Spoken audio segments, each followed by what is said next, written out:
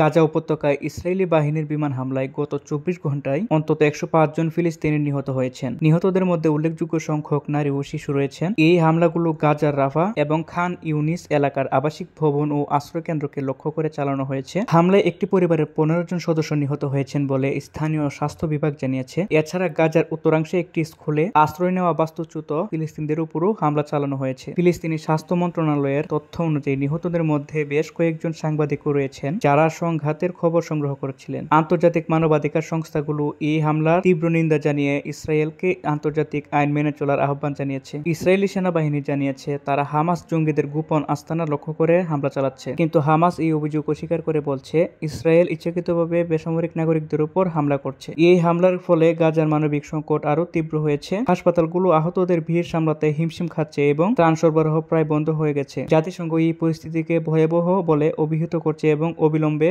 যুদ্ধবিরতির আহ্বান জানিয়েছে।